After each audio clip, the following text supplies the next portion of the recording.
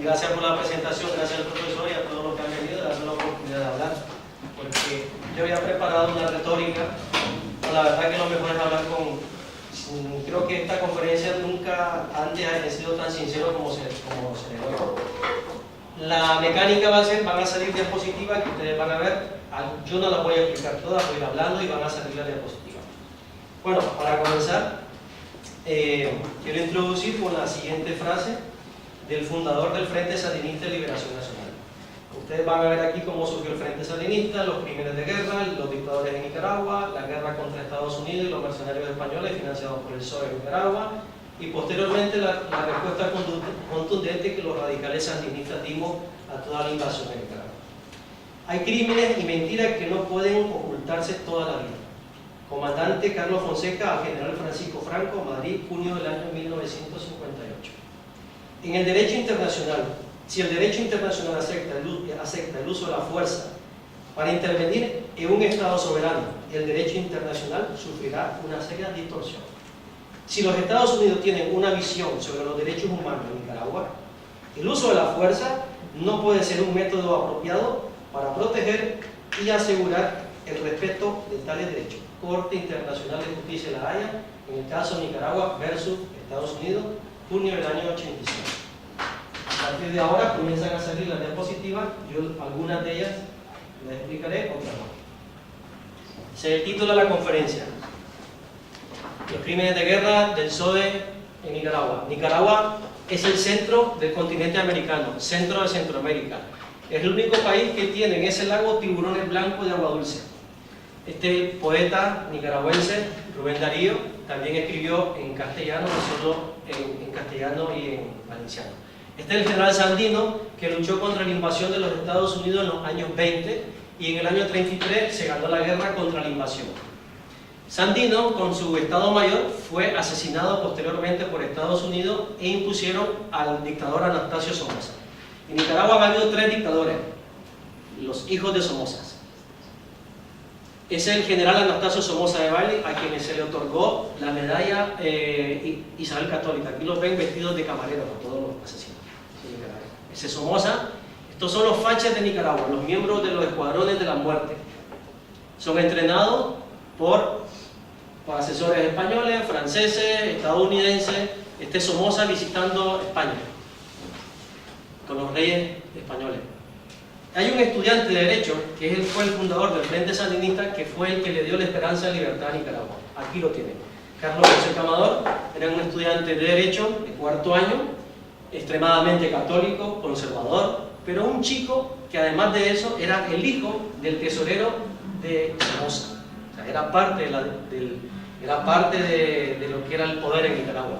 Sin embargo, él se radicalizó y fundó posteriormente el Frente Sandinista de Liberación Nacional. Pero la fundación del Frente Sandinista en Nicaragua no fue algo que nació de litrona y botellones. He puesto la canción de fondo para que vayan escuchando lo que era la rebeldía en Nicaragua. Carlos Fonseca y el general Sandino tenían un problema con los comunistas. Los comunistas creían que era necesario controlar al Frente Sandinista para poder encabezar la lucha del pueblo nicaragüense contra Somoza. Pero los sandinistas nunca hemos aceptado la autoridad política ni de los comunistas, ni de los socialistas, ni de los fidelistas, ni de los chavistas, ni nadie. El Partido Comunista de Cuba, México, Guatemala se unieron con la CIA para destruir al Frente Sandinista. ¿Por qué? Ellos consideraban que el Frente Sandinista, que quería la lucha armada, militar para derrocar a Somoza, era una aventura, que éramos muy idealistas, éramos románticos. Queríamos que ganáramos el poder por medios políticos como Salvador Allende y Jacobo Arbenz, y ya saben cómo terminaron. Precisamente el Partido Socialista de Nicaragua nace para apoyar al dictador Somoza.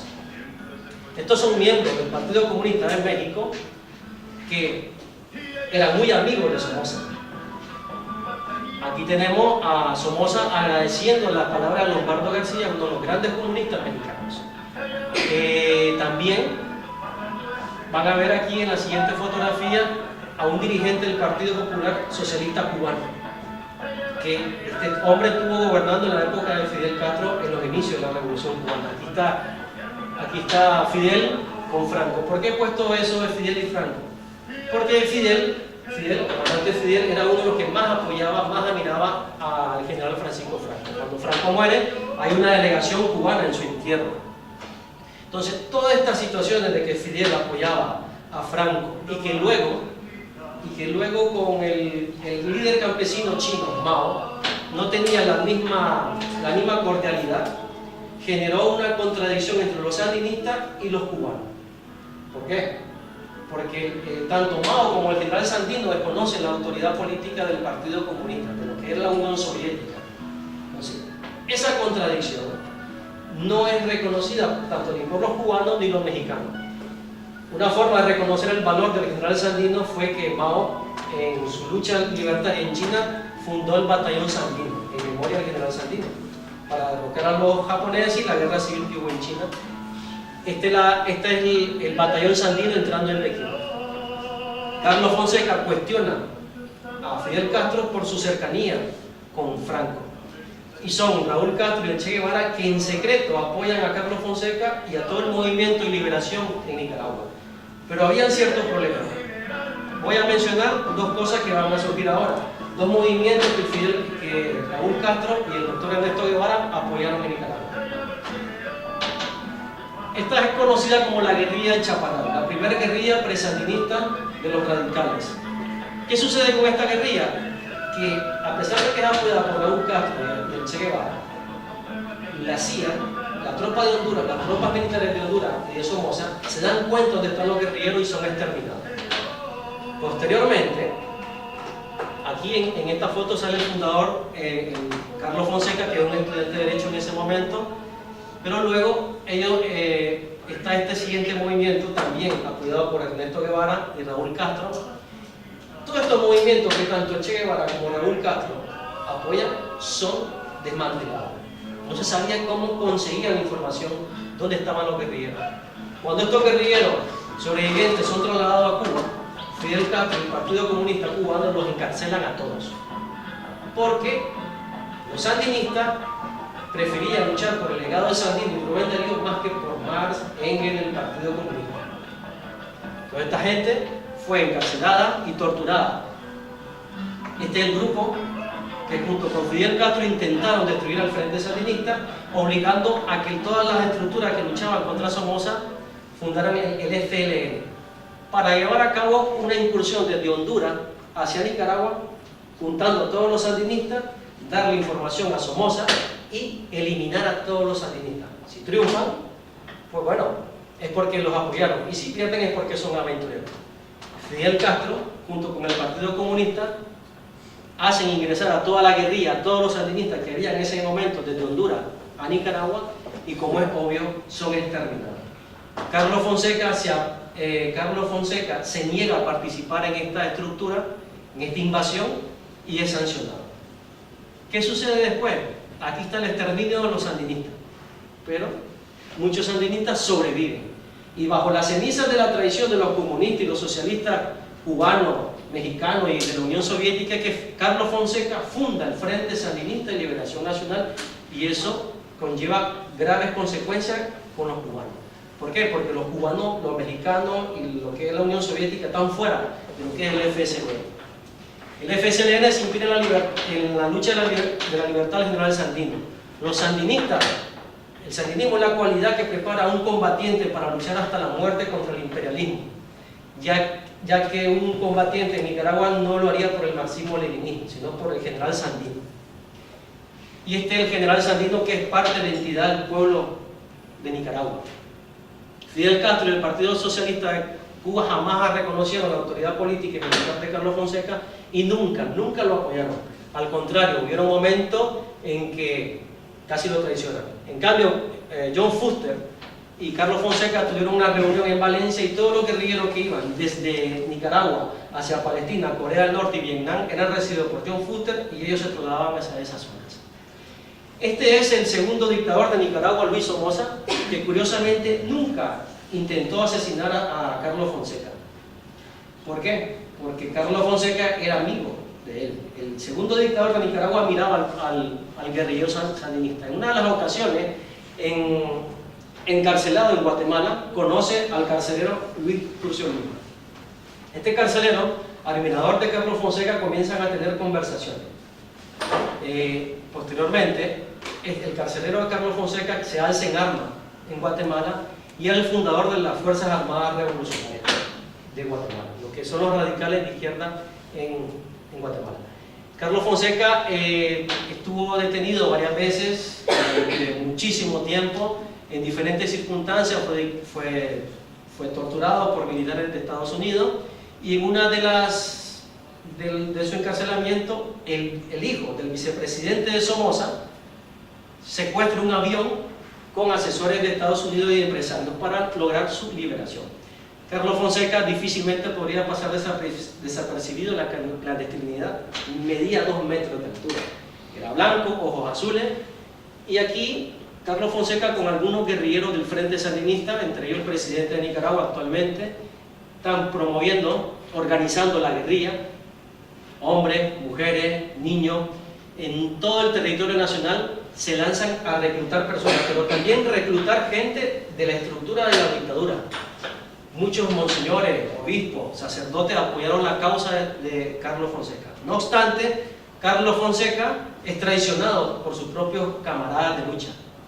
Y en el año 75 se da un golpe de Estado dentro de las estructuras por estas personas que van a salir ahora contra Carlos Fonseca, ya que estos pertenecen a la línea cubana.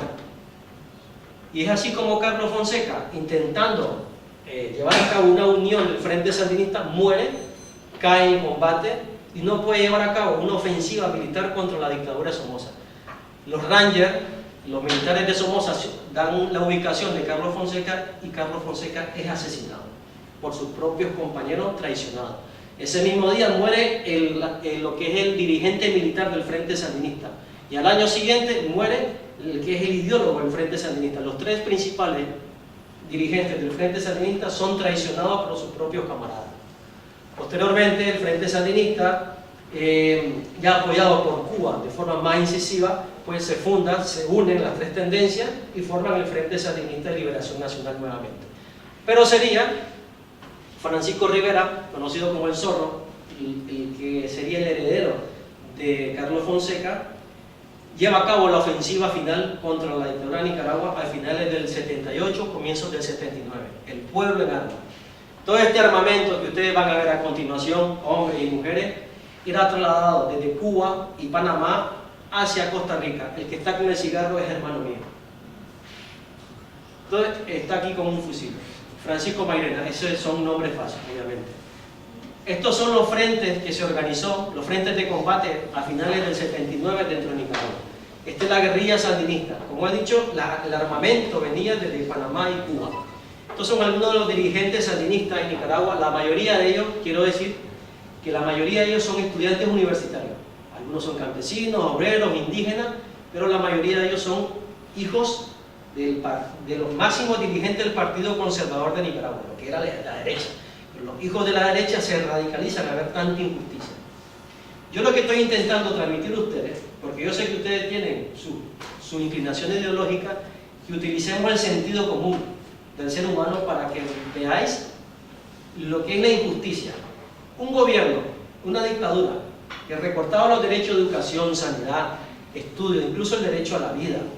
Un gobierno corrupto donde la justicia estaba totalmente politizada. No podíamos esperar que el dictador muriera y hubiera una transición como sucedió en España. Eso era imposible en Nicaragua. Se llevaron a cabo todas las formas de lucha, pacíficas, no pacíficas, hasta que hubo un momento que nos radicalizamos, porque estábamos siendo masacrados. Mi familia ha sufrido mucho. No puedo decir que soy de una familia pobre porque no. Mi familia cuando va al baño a veces defeca billetes de 500 euros. Pobre soy yo, claro. Pero toda esta situación conllevó a que la gente, la clase media, la pequeña burguesía se radicalizara. Y fue así como, a partir de junio del 79, se lanzó una ofensiva militar en tanto norte, sur, este y oeste con las armas en la mano.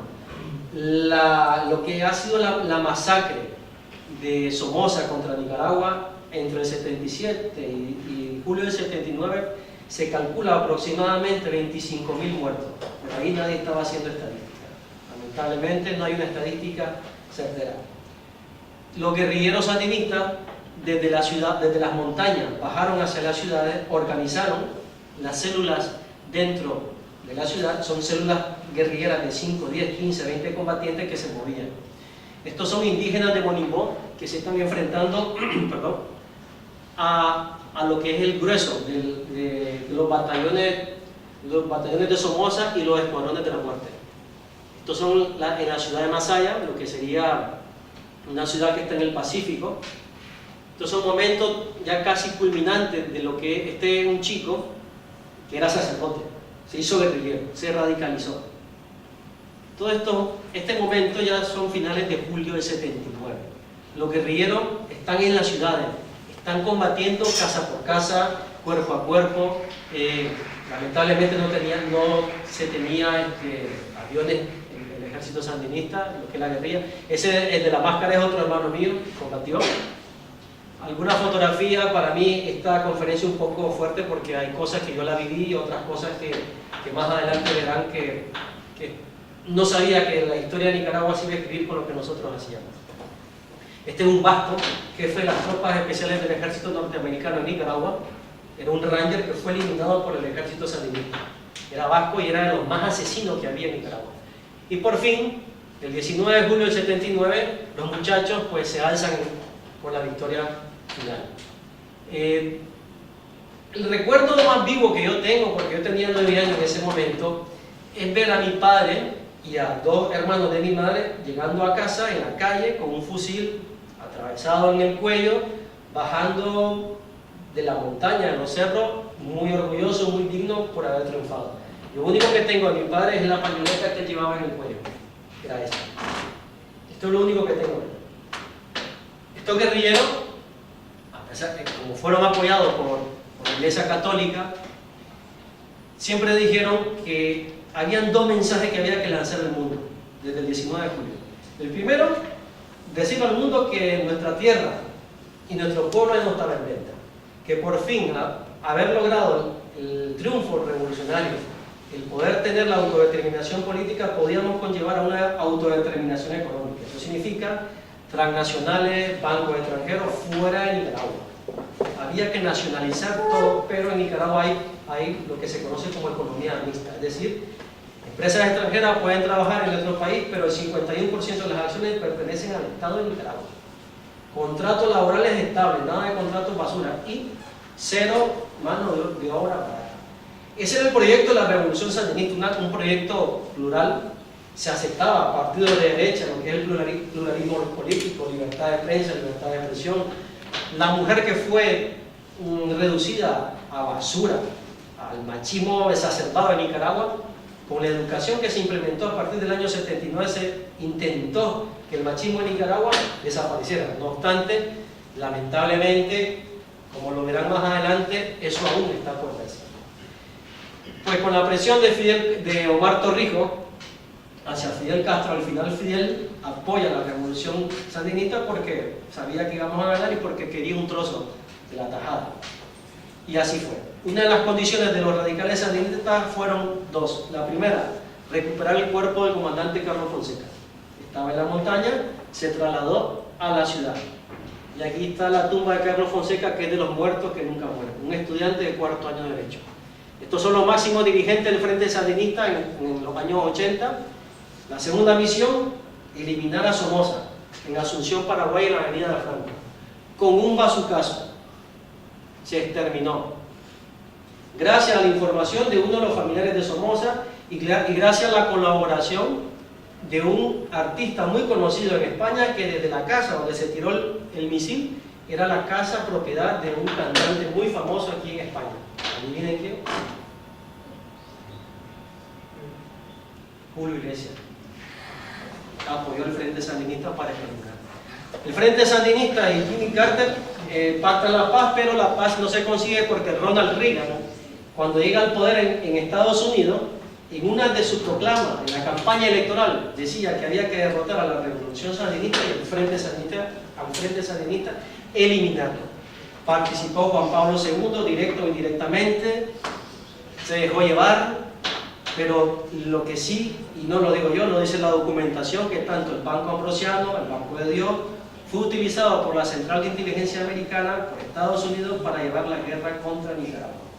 Y Nicaragua, que no quería saber nada de los cubanos ni los soviéticos, pues no nos quedó otra que aliarnos con Cuba y la Unión Soviética, y en Nicaragua se vivió lo que fue la Guerra Fría, pero para nosotros fue muy caliente, más que fría.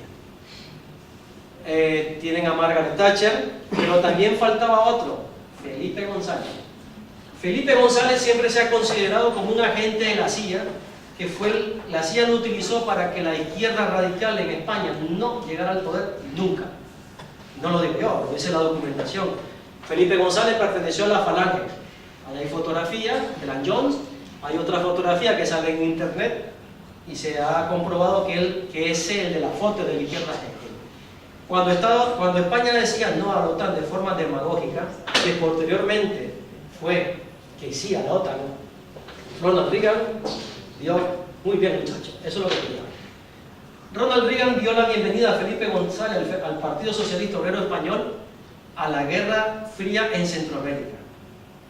Pero ¿cómo se da todo este proceso de que Felipe González, aquí está la foto, en el Palacio de los Congresos, guerra con mercenarios españoles, mercenario Edén Pastora con Felipe González, recibido muy bien aquí en España? Y no lo digo yo, lo dicen los diarios, lo dicen los dirigentes del Partido Socialista Obrero Español, Elena Flores Valencia, en guerra, el apoyo moral hacia la contrarrevolución de Nicaragua. Entonces los dirigentes políticos de la contrarrevolución. Yo quiero decirles que había los gringos, Estados Unidos, Europa, los aliados formaron lo que es la contrarrevolución, un movimiento guerrillero contra el ejército de Nicaragua. Pero la contra era un ejército que jamás llegó a 20.000, pongámosle 30.000 para ser más justos. Era un ejército de 30.000 personas que no podía hacer nada contra un ejército de 450.000 hombres y mujeres armados, que era el ejército sandinista. Por lo tanto, Estados Unidos tenía que buscar otra forma de llevar la guerra a Nicaragua. El dirigente del partido CPD, del Willy Brandt, de Alemania, era un agente de la CIA, apoyó en secreto. Estos son los grupos contrarrevolucionarios que organizaron, es el máximo dirigente. Y aquí ya viene la financiación. ¿De dónde van a sacar la pasta, la pela? Aquí está reunido Reagan, su gobierno, con los mercenarios nicaragüenses, permitir la venta de droga a Colombia y vender armas a Irán.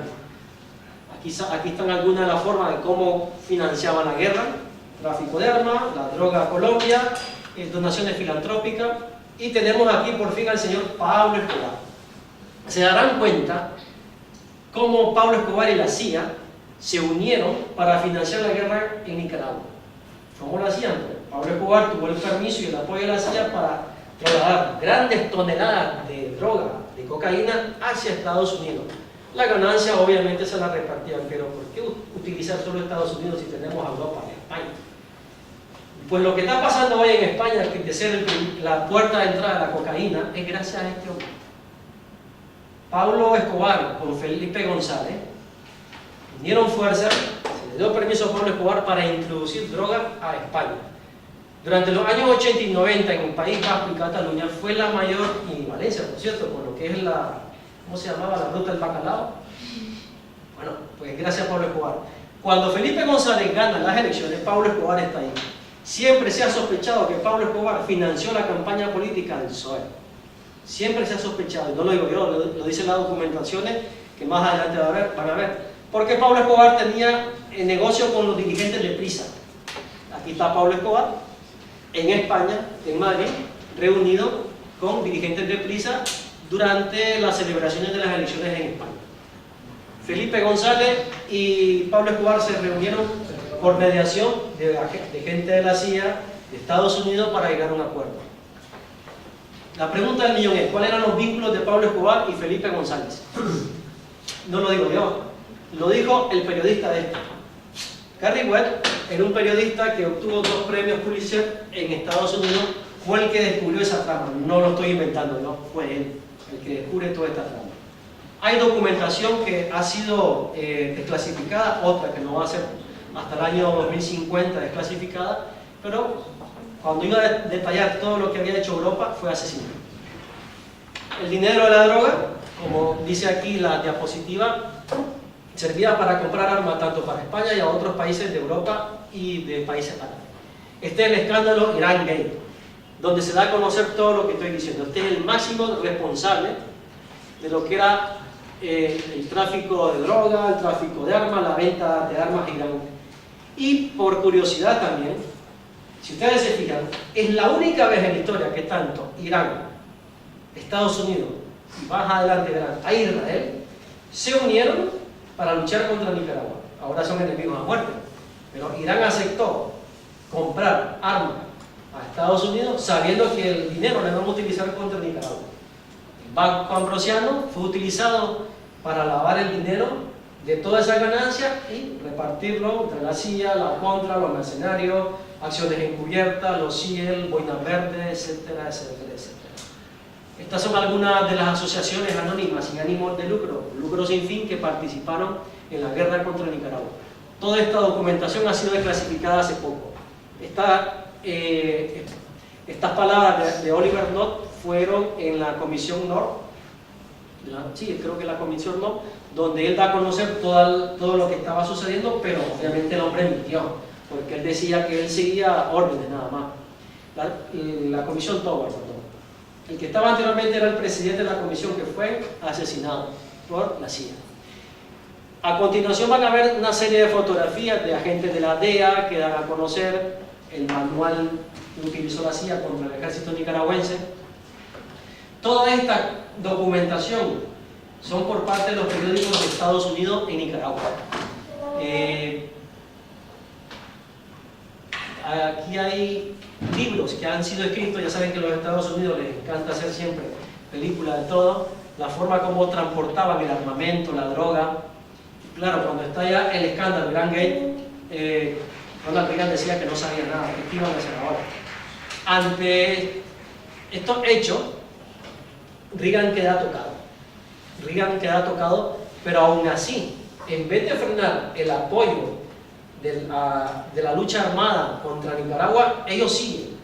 Todo el monto económico se aprobaba tanto en el Congreso de los Estados Unidos y en el presupuesto de Estado de los Estados Unidos, pero también con el apoyo de los que ya he mencionado de Europa.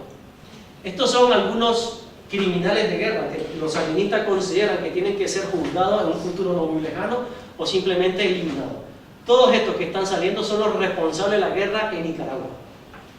El vicealmirante John Poindexter, el que fuera ministro de Defensa de Obama, toda esta gente son crímenes de guerra que algún día, no se sabe cuándo, pues tendrán que ser llevados ante la justicia. Este hombre escribió un documento de cómo llevar la guerra a Nicaragua, y ahí está el documento desclasificado. Documento claro de cómo la CIA, Estados Unidos, implementó la guerra en Nicaragua. Es lo único que he podido conseguir de tanta documentación que aún está clasificada. Pero son cosas que yo estoy diciendo y que lo estoy demostrando con hechos. Toda esta gente financiaba, como he dicho, con la muerte, financiaban acciones encubiertas, financiaban a militares de Estados Unidos, financiaban a mercenarios de Argentina, de Honduras, mercenarios españoles, portugueses, italianos. Nos cayó todo el mundo a nosotros. Prácticamente estábamos siendo exterminados. Este era el jefe de los escuadrones de la muerte de El Salvador, Guatemala y Nicaragua. Este desgraciado, y disculpen la palabra, intentó asesinar a mi madre, Daisy Baltodano, que era la embajadora de Nicaragua en El Salvador y posteriormente en Honduras. Esta es la participación de militares hondureños, los jefes de los escuadrones de la muerte, el batallón 380, el conocido Luis Posada Carriles, que está siendo reclamado por Venezuela y Cuba por crímenes. Los argentinos, ya algunos de ustedes ya los conocen, estos también participaron en la guerra. Estos estaban ubicados en la frontera sur, lo que es el norte de Costa Rica, frontera sur de Nicaragua. Y en el norte estaban lo que eran los hondureños, los costarricenses, sudafricanos, mercenarios de España, y también estaban los boinas verdes, ya que en el norte de Nicaragua estaba la base militar Palmerón, una base de los Estados Unidos. Este hombre fue el que le salvó el pellejo a Ronald Reagan de ir a la cárcel. Este hombre fue el que destruyó todas las pruebas sobre la participación del PSOE y el gobierno español de Felipe González en la guerra contra Nicaragua. Y aquí tenemos los israelitas pidiéndole permiso a Ronald Reagan para venderle armas a los iraníes. Increíble, ¿no? Irán, Israel, Estados Unidos, España contra nosotros. Y estos son los criminales de guerra. Yo quiero aprovechar con toda la autoridad moral que tenemos los sandinistas para reclamar y para señalar que el Partido Socialista Obrero Español es responsable de la muerte de más de 150.000 nicaragüenses en los años 80. Toda esta gente son unos criminales de guerra. De socialistas solamente tienen, perdón la frase, el jodido nombre. Francisco Báez, el que se cargaba de enviar el armamento desde España hacia Costa Rica, y en Costa Rica pues lo recibían pues la contrarrevolución.